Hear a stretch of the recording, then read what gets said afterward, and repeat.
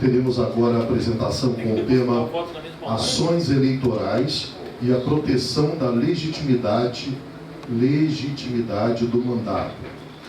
Convidamos, por gentileza, para que ocupe a mesa como moderador o desembargador Marcelo Burratem, ex-presidente da ANVIS, dose dupla do ex-presidente,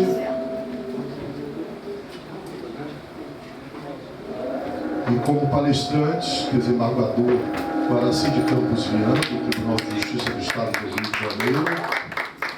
Agora ele vem como palestrante. E a professora a doutora Vânia Caeta, advogada especializada em Direito Eleitoral.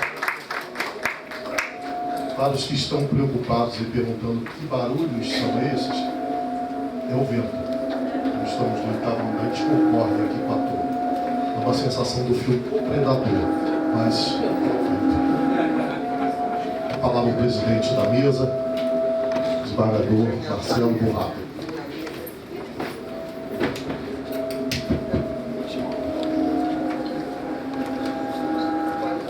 Olá, boa tarde a todos, esperando a nossa palestrante. Eu só queria pedir água. Tá.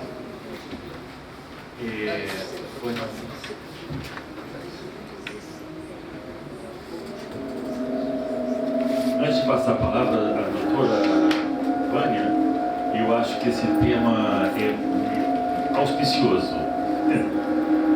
Porque o que a gente tem visto nos últimos tempos, que é as ações eleitorais e a proteção da legitimidade do mandato, isso pode ser uma visão de alguns estudiosos, outras de alguns neófitos como eu na matéria, mas que uma coisa mudou nos últimos 5, 6, 8 anos, que é a fragilidade do mandato.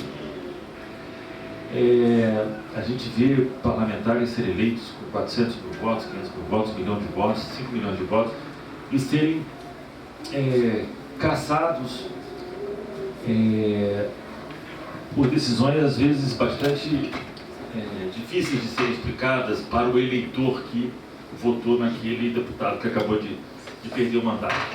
Uma outra questão é a perda do mandato muito tempo depois, muito tempo depois, a ponto de praticamente se encerrar um ciclo de mandato para então a sanção começar a valer. Também tem uma discussão de quando é que a sanção começa a valer, se for ação de improbidade, etc. Então, esse tema, essa mesa é importante muito porque a gente tem visto um apequenamento do mandato que era quase santo, era sacrossanto, era um mandato popular e, portanto, tinha que ter essas garantias todas mesmo. Mas, nos últimos tempos, a gente não tem visto isso. Então, para falar também sobre isso, a gente chama a professora doutora advogada Vânia Caeta. Ela é professora da PPGD, UERJ, advogada especializada em Direito Eleitoral, doutora em Direito Constitucional pela PUC de São Paulo, com pós-doutorado na Universidade de Santiago de Compostela, Espanha, e é vice-presidente do Fórum de Direito Eleitoral e Político da EMET. Com a palavra a doutora Vânia para responder essa e outras perguntas. Então, boa tarde a todos. Eu fico sobremodo feliz na qualidade de diretora aqui da Escola da Advocacia de recebê-los. Fico feliz de podermos estar como anfitriões de um evento tão elevado e, sobretudo, tão necessário nos tempos atuais. Há um tempo atrás, e aqui a desembargadora Letícia vai lembrar, porque esteve presente nesse lançamento, eu escrevi um livro, meio que, quase que, de certa maneira, antevendo problemas que hoje nós estamos atravessando, que foi o livro Judicialização da Política. Há tempos atrás era uma situação que me preocupava. Evidentemente, tenho todo o respeito e a crença que o judiciário tem um papel de salvaguarda, né, do que é essencialmente maior e deva ser defendido. Porém, a questão das competências, né, e os espaços de atuação dos poderes, eles precisam ser respeitados numa democracia, né, para que as coisas possam caminhar bem. Não se trata, né, ao ter determinadas blindagens de privilégios pessoais, aqui estamos falando de poderes de um modo geral, mas é a própria função, o sistema, né, que deve ser protegido contra abusos. Quando é que se dá o abuso do poder? O abuso do poder, né, não obstante, né, tenha situações muito complexas a serem enfrentadas, mas a sua conceituação, doutor Marcelo, é muito simples. É exatamente quando se atravessa aquela fronteira de competência do poder, né? Nós temos os poderes com suas competências e todo poder tem um alcance e um limite da sua esfera de atuação. Quando se atravessa essa esfera de alcance, né, e passa a adentrar na esfera de competência do outro, dá-se o abuso de poder. Então é um conceito simples que até qualquer lei pode entender, né, e que na verdade nós temos que ter numa democracia o cuidado, né, através desses mecanismos de controles mútuos, né, e sempre nas minhas aulas de constitucional, lá na faculdade, né, lá na UERJ, a gente sempre conversa, sobretudo, da questão das competências com os alunos e muito, de forma muito a miúde, as formas de abuso do poder para que os alunos tenham uma boa formação e possam exatamente ter essa consciência. Nós temos, nos dias atuais, uma questão que é muito cara a todos nós, que é a proteção da legitimidade dos mandatos eletivos, e esse é o tema hoje do painel. E a legitimidade dos mandatos, proteger essa legitimidade, é um princípio fundamental do Estado de Direito. É ela que vai garantir que os representantes escolhidos pelo povo através do voto e defender os eleitos, né, sobretudo defender o sistema, defender a democracia, possam exercer seus cargos com estabilidade. Você não pode ter, por exemplo, uma pessoa exercendo um cargo de alta raiz com uma faca no pescoço, sendo constantemente chantageado.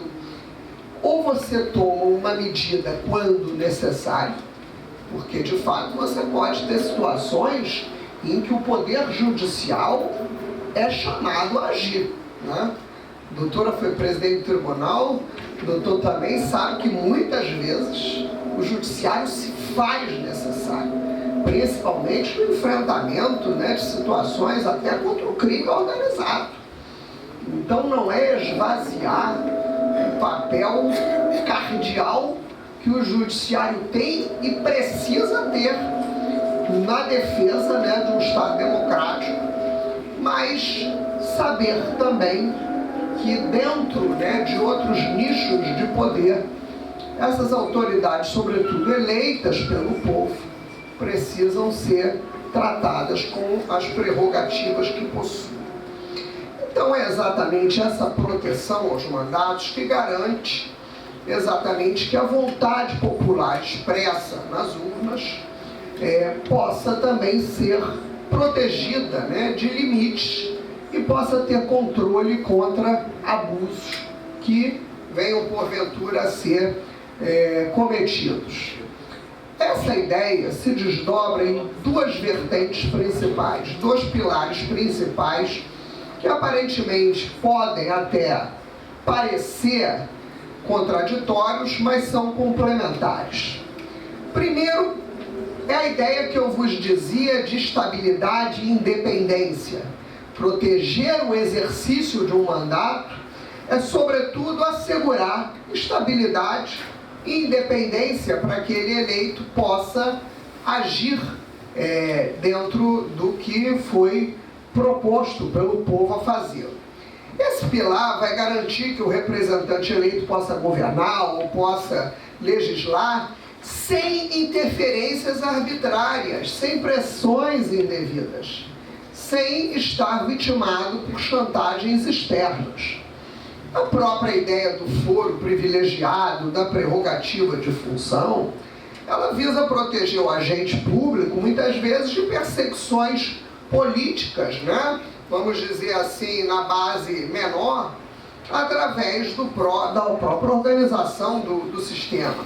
Por isso, assegura-se que esses processos sejam analisados pelas instâncias adequadas. É uma ideia que sofre críticas, né? Frequentemente questionado por criar, né, aos olhos, né, do imaginário social uma aparente impunidade, o que desviaria-se, né, da sua finalidade original, mas, na verdade, em muitos casos, são situações necessárias. Você não pode, por exemplo, no mesmo processo, com pessoas que estão ali, ambas, né, em polo passivo, um está respondendo num tribunal, outro no outro, com garantias diferenciadas.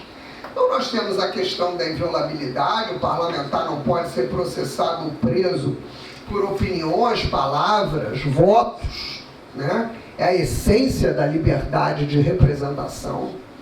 E nós, infelizmente, já tivemos casos, né, recentes, até de parlamentares punidos na tribuna, né? E é um legado histórico, né? A defesa da liberdade da tribuna para que a pessoa possa se expressar. E aqui, doutora Letícia, eu me lembro, há muito tempo atrás, né, a senhora vai até, né, pelo caso, saber quem é, eu tinha um cliente com uma família problemática. É a pior coisa que pode ter na vida de um político, uma família problemática. Aí brigava com os parentes, tinha briga lá entre os irmãos, os parentes. Uma vez eu fui chamado e ele disse assim: a irmã era parlamentar, a senhora tem que impedir a minha irmã de chegar lá e falar tais coisas. Eu falei: doutor, eu não posso fazer isso. O que eu posso fazer, como sua advogada, é pegar um bloco, né? Na época, pegar um bloco, uma caneta, sentar ali no parlamento e ficar vigiando o que ela fala. A partir do momento que ela passar do ponto, né, e começar a criar situações de lhe ofender, né, que possa adentrar até uma ação criminal e tal, eu lhe avisar e a gente tomar as providências judiciais, né, jurídicas necessárias, né. O senhor, agora, eu não posso impedir um parlamentar de subir na tribuna e dizer o que quiser. Né? Até agora eu não consigo fazer isso, né? Eu não sei, né? Eu disse para ele, né? Até agora, né? Então eu sempre me lembrava desse caso, né? De muitos anos atrás. A doutora Letícia vai saber que brigava muito ele com a irmã, porque era uma situação que você não pode chegar e impedir um parlamentar de dar a sua opinião, de dizer o que quer falar na tribuna, não é? Também a proteção contra prisões arbitrárias, né, exceto em flagrante por crime inafiançável, processo de prisão, processamento da prisão requer autorização também da Casa Legislativa. A própria vacância, né, o sistema de perda do mandato.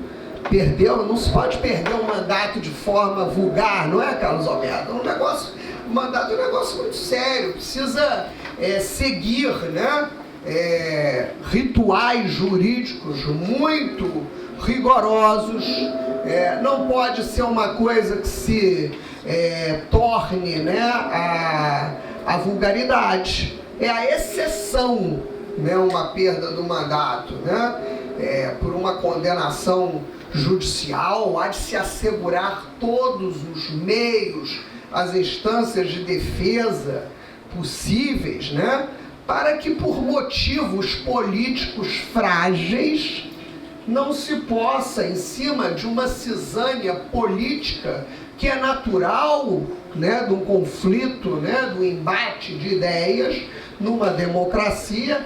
A democracia, ela requer a maturidade do convívio com a oposição, não é?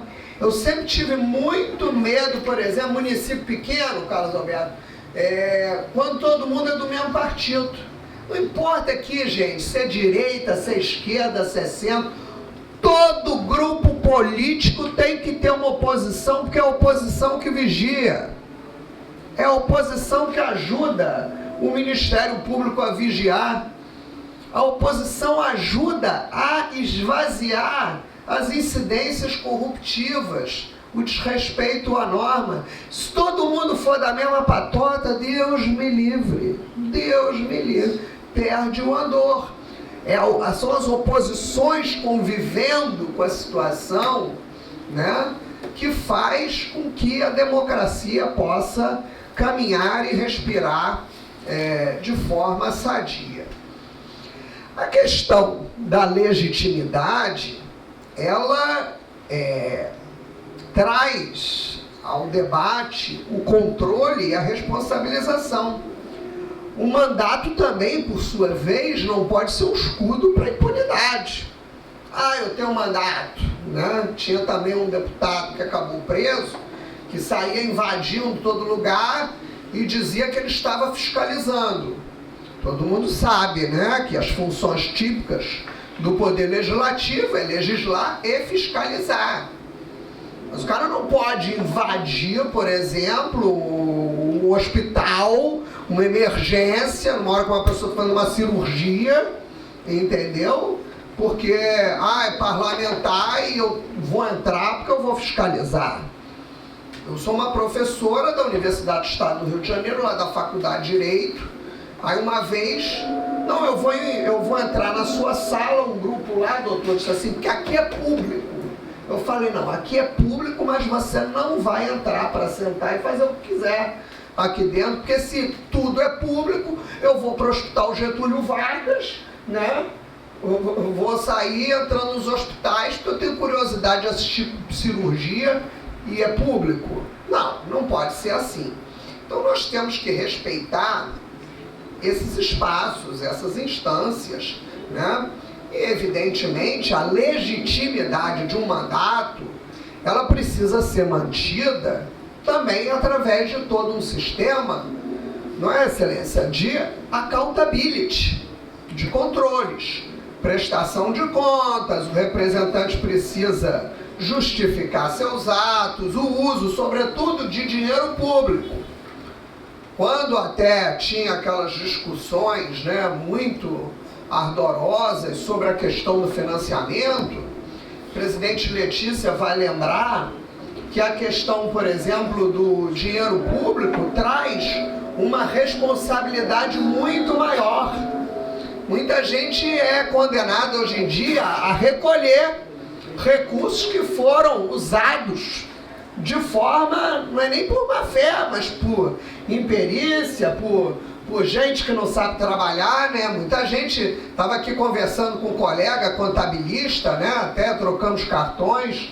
Hoje a questão da contabilidade é muito séria numa campanha eleitoral, porque você está mexendo sobretudo com o dinheiro público. O dinheiro público exige uma responsabilidade muito maior por parte do parlamentar, dos órgãos de controle, o Tribunal de Contas, o Ministério Público, a sociedade. Responsabilização também por crimes comuns. A imunidade não é um escudo, como eu vos dizia, para o cometimento de crimes. Existem também crimes cometidos na função. O parlamentar pode ser processado, julgado, evidentemente respeitando-se as regras, né, especiais da sua condição. E as casas legislativas também vão analisar as quebras de decoro.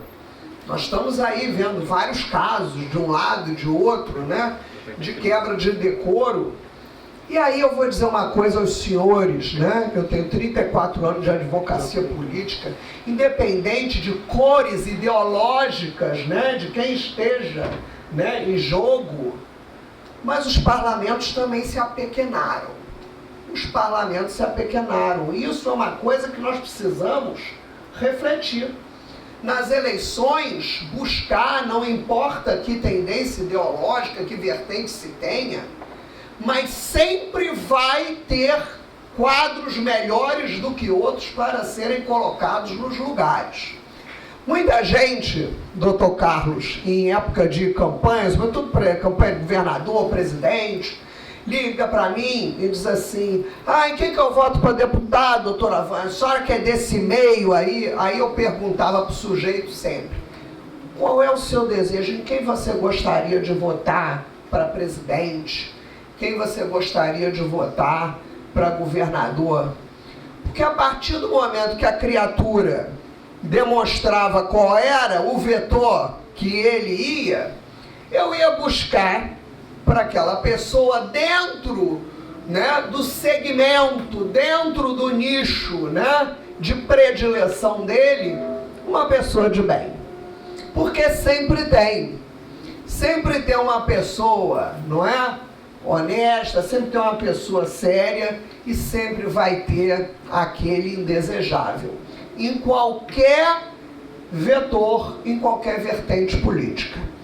Então, o nosso papel também, vamos nos chamar, né, da cidadania ativa, né, de um modo geral, é ter também a responsabilidade, né, de promover esses bons nomes.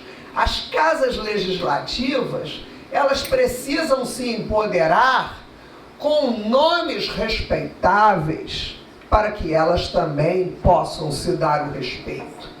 Então, evidentemente, ações, né, como ação de improbidade aqui, ação popular ali, esses instrumentos, de um modo geral, que questionam, né, a moralidade administrativa, que questionam a ação parlamentar, eles vão ser usados por exceção, doutor Marcelo, e tem que ser na exceção, quando verdadeiramente necessários, porque nós não podemos também vilanizar o papel do Poder Judiciário. O Judiciário é vital. Nós temos, infelizmente, situações até de municípios aí com gente eleita de organização criminosa. Então a coisa é muito séria. Eu estou vindo de um evento com todos os TREs dos estados do México. Cheguei anteontem. Fomos lançar um livro lá, doutor Carlos. Até recebi generosamente uma comenda dos presidentes dos tribunais de lá. Foi uma experiência assim, muito bacana para mim, né? Interagir, já é a segunda vez que faço, né, atividades com esses tribunais eleitorais mexicanos. Mas a coisa ali tá feia, doutor. Nós andando com a Guarda Nacional, os caras com aquela touca ninja, fuzil para cá, para lá, em Acapulco. Uma situação... Doutora Letícia, eu nem curti a viagem, porque eu estava presa no tal do resort que me colocaram. Quando eu botava a cara fora, já tinha um bando de policial. Doutora, onde vas, né? A senhora quer ir aonde, né? Onde é que a senhora... E olha a minha situação, né? Mas eu até estava ali um pouco revoltada, e a magistrada, que é minha amiga, que é presidente do Tribunal de Guerreiro, ela disse: doutora Vânia, é necessário. É necessário, porque aqui a coisa está muito séria, nós estamos num narco-estado.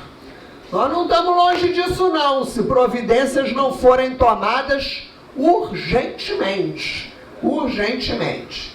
Os magistrados, principalmente aqui, nós temos gente que presidiu o tribunal, né? Acompanhei, trabalho. O Carlos enfrentou aí situação que o Tribunal Eleitoral nem entrava, né, em determinados locais, chamando, né, forças, né, policiais, forças armadas, porque tem que chamar a gente, não é brincadeira, porque são situações muito sérias.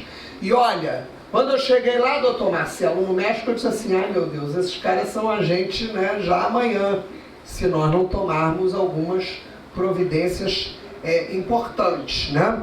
É claro que o grande desafio democrático está no equilíbrio entre, né, a questão da proteção. Nós não podemos ter uma proteção insuficiente que nos leve a uma instabilidade política, a uma perseguição de opositores, a uma paralisia dos governos, né? Sejam eles quais forem.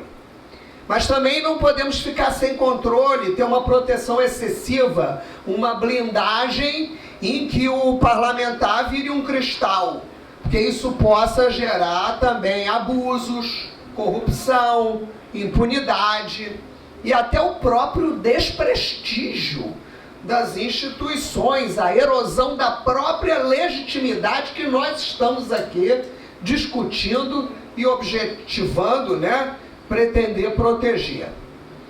Nós temos na Constituição um sistema robusto de proteção de mandatos, especialmente o legislativo. Ele é muito protegido, herdado, né, da nossa própria tradição histórica.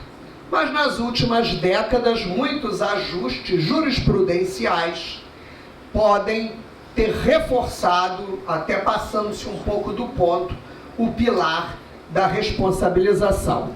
A própria lei da ficha limpa é muito contestada, né? Inclusive, né, sobre a própria questão da constitucionalidade ao ferir o Pacto de São José da Costa Rica. E algumas decisões do STF também são contestadas exatamente por extrapolarem a misura.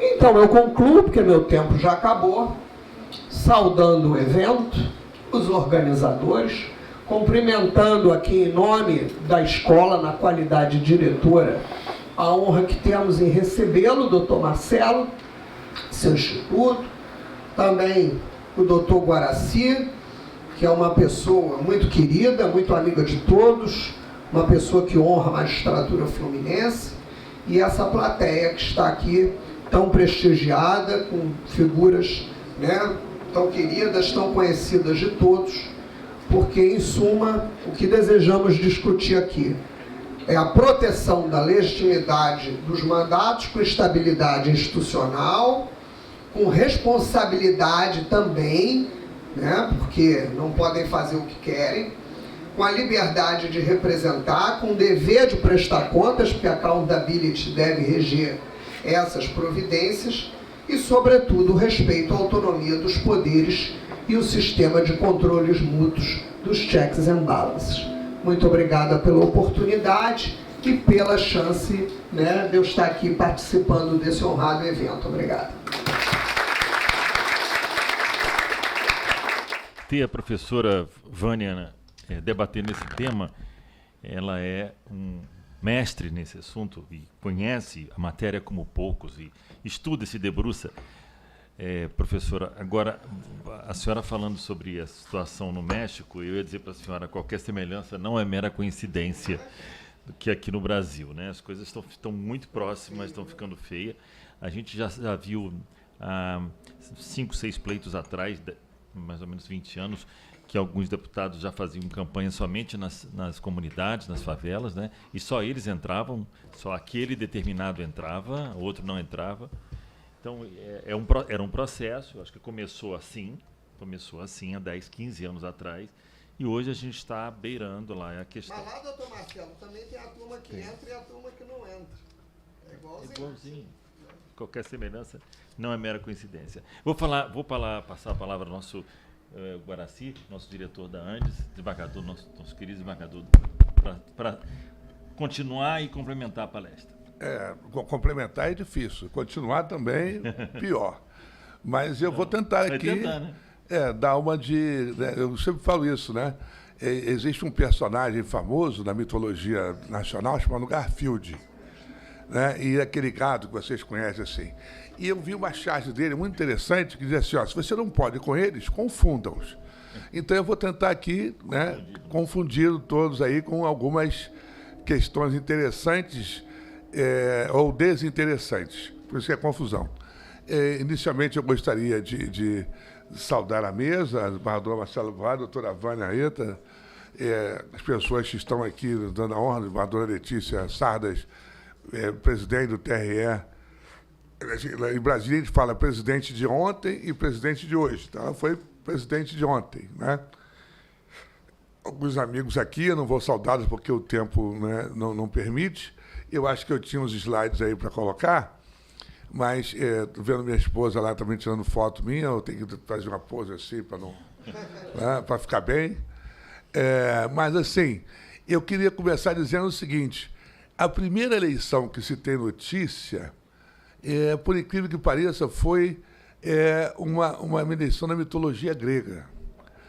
Quando Poseidon, o deus Poseidon e a deusa Atena, estavam disputando, né, quem iria ser o patrono de uma cidade da Grécia, onde seria, né, o centro do mundo naquela ocasião. Poseidon, então, ele fez jorrar, né, uma fonte de água salgada, e Atena fez com o seu cajado nascer uma oliveira que dá o azeite. E o povo votou qual dos dois, né, daria o nome à cidade. E por isso até hoje a cidade se chama Atena, porque a deusa Atena, ela não pensou em mostrar o seu poder para mostrar aos outros que ela é poderosa. Ela mostrou o seu poder em benefício do povo. E por isso até hoje a cidade é cantada e decantada, né, como Atena. Mas antes disso, né, a gente precisa entender a eleição como um fator de formação de um povo. Nós começamos a conviver como famílias. Família. E da família nasceu um chefe da família chamado Pater Famílias. Do Pater Família, a reunião de famílias, né, se formava um clã. As famílias foram crescendo, eles se multiplicando, clã. Do clã, as tribos, e da tribo, a cidade. Sempre havia necessidade de você colocar ordem. Então, o sistema político é um sistema de ordenança. Ordem. E a ordem começa, né, pela igualdade. A igualdade. Mas não é uma igualdade, né, vamos dizer assim, absoluta. Porque, né, no sistema grego, ateniense, havia uma eleição, mas nem todo mundo podia votar. Os estrangeiros não podiam votar, os escravos não podiam votar, e, né, as mulheres também não podiam votar. E para você votar, tinha que ter trabalho e renda. Isso perdurou, não tenho pouco tempo, né, mas o sistema histórico de votação permite isso, que a gente identifique que em alguns momentos, foi dito aqui de manhã, que para você ser eleitor, você tinha que produzir e tinha que ter uma renda. Eu me lembro que, em 1930, que foi o primeiro código eleitoral, para você votar, você tinha que ganhar mais de 100 mil contos de réis por mês, que daria, desculpa, por ano, né? Daria mais ou menos hoje, o que a gente diria assim, uns 35, 45 mil reais de renda anual. Quem não tinha essa renda não podia votar, mesmo sendo livre de bons costumes, como costumavam dizer. E o sistema foi evoluindo, né? E o que eu acho interessante é que sempre se procurou escolher o melhor para ocupar aquele cargo. Nem sempre o melhor ocupa o cargo. Eu já comecei a falar, já votaram 10 minutos. Nem comecei. Isso aqui é desigualdade, tá vendo? Desigualdade. Mas tá bom, muito obrigado. Eu vou, né, resumir, porque o nosso ministro Marco Aurélio já está aí. Nós temos que fazer uma entrega, já entregamos algumas na parte da manhã, nós vamos continuar entregando uma moção da Andes aos ex-presidentes do TRE, a doutora Letícia está aqui também por isso, mas eu queria... vamos passar aqui rapidinho. Como é que eu posso passar? Vou passar rapidamente, isso. A propaganda eleitoral, que é a nossa questão, como estou dizendo, né, todo o princípio da eleição eleitoral ele é baseado na igualdade. Todos têm que concorrer com as mesmas armas, as mesmas condições. Ou seja, a gente não sabe que isso não é verdade. Mas o fato de não ser verdade não quer dizer que a gente não busque a ideação da norma.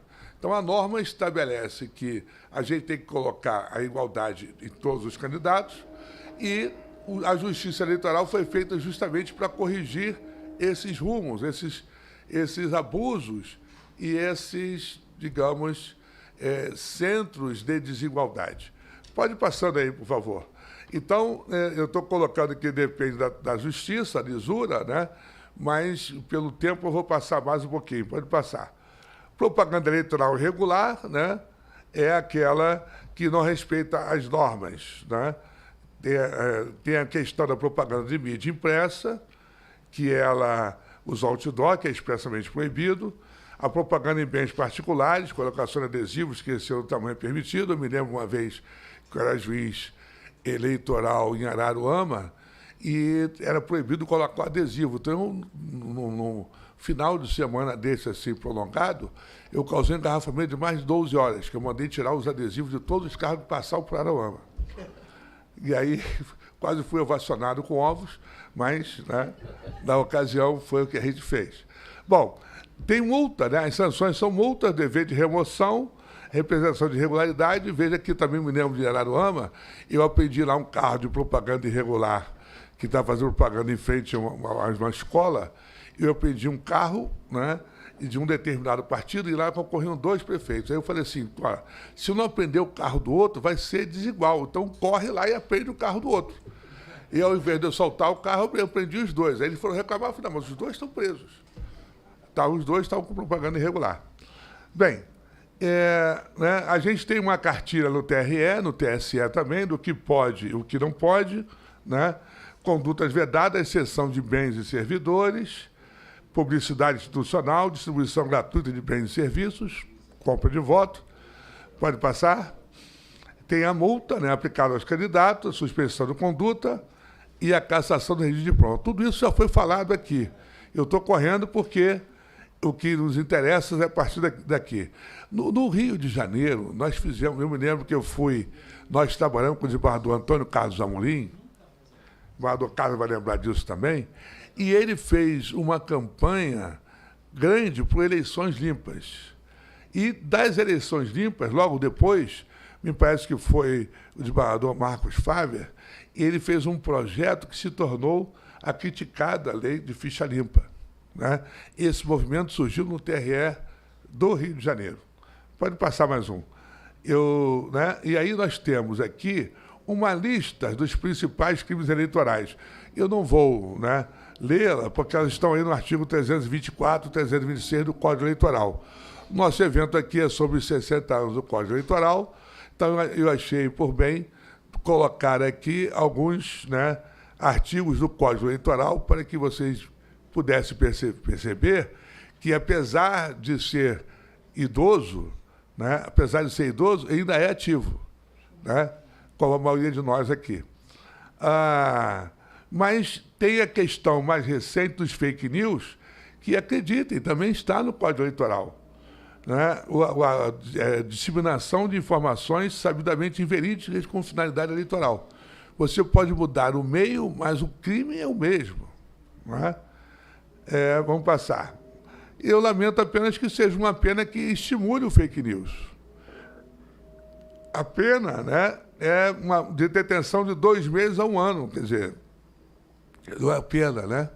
Eu acho que ninguém consegue saber onde é que existe uma casa de detenção. Bom, está aqui um quadrozinho para a gente saber o que é fake news. Boatos no celular, né? Não tem fonte, não repasse. Pode voltar um pouquinho esse anterior. Né? Busque a fonte original. Quem publicou, né, cheque o histórico. E confira a data, porque às vezes você vê muitas coisas aí requentadas, né? Como se fossem originais. Leia a notícia inteira, porque às vezes você pega só uma parte dela. E, obviamente, né, se você tem dúvida, não repasse, porque é crime repassar. Pode passar mais um. Isso está na Lei 13.884, de 2019. Estabelece essas condutas. Acredite se quiser, você repassar uma notícia no celular que é inverídica, que é o chamado de fake news, é conduta punida como ilícita e, às vezes, criminosa por essa lei aí, 13.834 de 2019. Né? Eu não vou ler aqui, mas aqui sim, né? Ele mudou o artigo 326A, acrescentou o artigo 326A, e aqui sim a punição ela é, vamos dizer assim, razoavelmente severa. Aqui diz assim, ó, com intenção eleitoral, dá causa à investigação policial, processo judicial, investigação administrativa, inquérito civil, ação de probidade contra alguém que sabe ser inocente. Pena de reclusão de 2 a 8 anos. É o artigo 326 do Código Eleitoral. Boca de urna, pode passar mais um. Boca de urna, também, desde 97, continua sendo conduta criminosa. Né?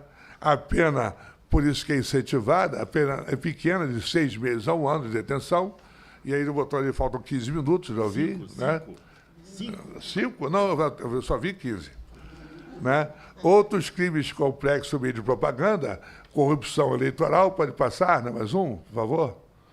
Olha, compra de voto, está lá previsto no Código Eleitoral, né? O uso, né, de recurso não declarado, pode passar mais uma, por favor. E a aplicação na propaganda do recurso não declarado também é crime. Pode passar mais uma aí. As sanções já foram colocadas aqui, eu não vou passar. Inexigibilidade, perda de mandato. Não é? O fundamento da igualdade de oportunidades, como eu falei, para a idade das armas. Então, nós temos limitações de gastos de campanha. Rapaz, estou passando tão rápido que nem eu não estou conseguindo ler. Tá bom. Vamos ali. Liberdade do voto e autenticidade do pleito. Eu não sei nem onde é que está isso. Passa mais um, por favor, para me localizar. Transparência e fiscalização. Então, nós temos a identificação, né, obrigatória do CNPJ e do CPF na propaganda impulsionada. Pode passar mais uma, que o que me interessa vem depois. O marco legal moderno no nosso Código Eleitoral, mas as restrições foram tornando rígidas ao longo do tempo. Por exemplo, a Lei Falcão foi extinta em 85, criou a Lei das Eleições de 97. Pode passar mais 2 slides, por favor. 2. Isso. Aqui. Desafio digital. Foi falado aqui, eu até brinquei, dizendo que o nosso palestrante anterior ao almoço falou de Justiça Eleitoral 4.0, e eu falei que a minha vamos dizer assim, meu grau de profundidade de conhecimento nesse tema estava no 1.0. Eu desenvolvi, né, a técnica de dominar o fax. Do fax para frente, eu ainda tenho dificuldade. Mas eu quero dizer para vocês que a propaganda na internet, ao contrário do que dizem, ela foi introduzida em 2009 por esta lei e atualizada todo ano com resoluções do TSE. Pode passar mais uma. Né? Então, a jurisprudência é clara, as restrições da propaganda eleitoral não podem ofender a liberdade de expressão, mas representam a limitação constitucional legítima e necessária. Já acabou? Não, só mais um minuto. Tá. Liberdade de expressão é um tema sensível para a gente falar aqui, né? Eu vou me ater a ler o que está ali, que é uma crítica, né? Vamos dizer assim, você pode fazer a crítica política e as manifestações de ideia, a defesa de proposta e a expressão de opiniões. A questão aqui é, o que é uma crítica política? Eu penso que a crítica política, ela não pode ser pessoal, direcionada à vida pessoal da pessoa. Tem que ser direcionada à conduta, né, vamos dizer assim, pública que é exercida. E foi colocado aqui pela doutora Vânia, muito bem, que a gente confunde muito o espaço público com um espaço destinado a todos os públicos. O fato de ser público não dá a você o direito de acesso pleno. A limitação ela é necessária justamente para, né, garantir a liberdade da expressão dentro daquele ambiente, né? Então, nós temos aí, pode passar mais um. No caso, mais um, por favor, propaganda na internet, né? Eu coloquei um quadro, eu sei que está difícil vocês lerem aí, porque é pequeno, né? Mas está ali, ó. Eu fiz um quadrozinho esclarecendo o tipo de conteúdo. Vou ler aqui. Opinião crítica e política, livre e protegida, essencial regime democrático. Ofensa à honra, ilegal e crime. Não pode. Disparo em massa não autorizado, vedado e abusivo. Conteúdo sabidamente falso, ilegal e crime. Ataca a autenticidade do voto. Em suma, né, eu vou terminar. Pode passar mais duas aí, por favor, mais uma e mais outra. Que nós temos ali, né? Nós temos interessante aqui, e é uma questão muito interessante, foi colocada aqui também por um palestrante da Câmara, o trabalho do advogado antes da eleição, pré-candidato, durante a eleição e depois.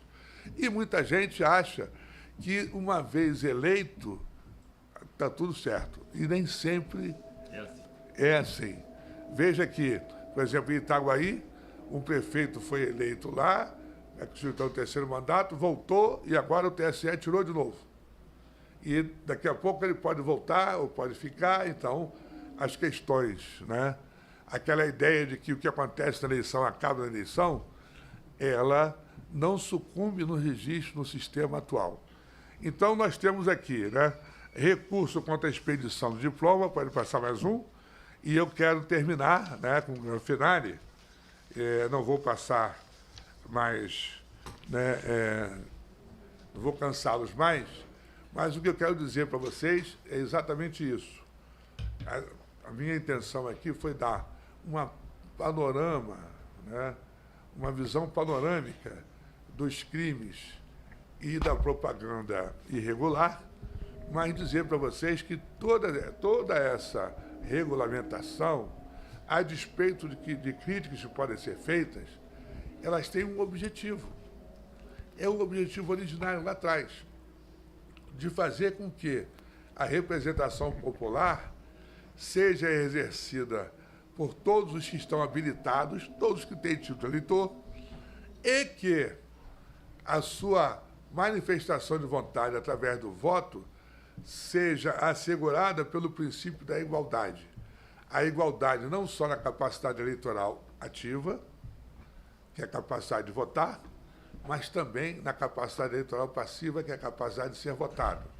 A ideia da justiça, ao coibir a propaganda irregular e ao estabelecer crimes eleitorais, a ideia da lei, não importa se a justiça é especializada, como é no Brasil, ou não especializada, como é na Europa, na América e em outros países, mas o sistema eleitoral não pode existir sem o braço da justiça. O braço da justiça, ele é essencial para coibir abusos. E a justiça se faz com quê? Com a atuação dos advogados, do Ministério Público, das partes. E o que eu quero dizer é que não importa se é especializada ou não, mas a democracia se faz por você buscar, embora possa ser inatingível, a paridade das armas para quem está votando e para quem está sendo votado. Esse é o papel da justiça. Esse é o nosso papel. E o papel do advogado é justamente provocar, né? Nós estamos na casa do advogado, provocar a justiça para que sejam coibidos abusos. Nenhum de nós tem a pretensão de admitir que vamos, numa eleição ou numa decisão, corrigir o mundo. Mas é sempre aquela história, né, que a gente conta do passarinho que estava apagando incêndio ou da criança que estava jogando a estrela no mar, de volta para o mar. Você pode dizer, você não vai resolver o problema, mas para essa estrela eu estão fazendo a diferença. E para o passarinho, se todo mundo cumprir o seu papel, nós teríamos muito próximo a igualdade. De modo que este evento, ele tem por objetivo fomentar, né, eu sempre digo isso, a gente vai ter, esse evento começa hoje, mas ele não vai terminar, porque ele continua sendo exposto nas redes sociais durante muito tempo, assim como todos os outros eventos da ANTES. Vocês pegarem lá as redes sociais da ANTES, todos os eventos feitos, realizados, estão lá. Né? Eu tive o trabalho de olhar o último, tinha 7.800 e poucas visualizações. Né? Esse, antes desse.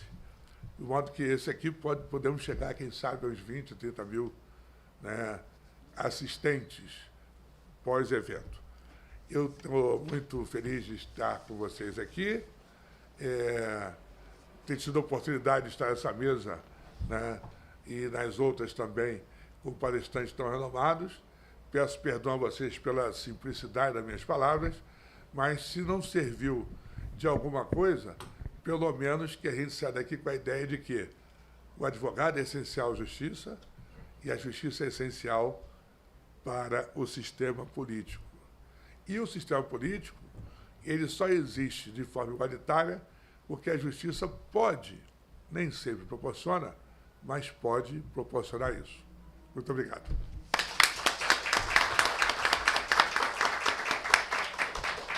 Bom, desembargador Guaraci, Vossa Excelência deu um conceito de democracia, mas outro dia eu estava vendo um conceito de democracia muito simples, uma frase curta, Letícia, e a doutora Vânia, que diz o seguinte: democracia não é ouvir a maioria, e sim garantir a palavra da minoria. Essa é a democracia. Então, eu encerro assim, mas também agradeço a doutora Vânia. Vou passar aqui um certificado, doutora Vânia, para... Essa é a Está aqui.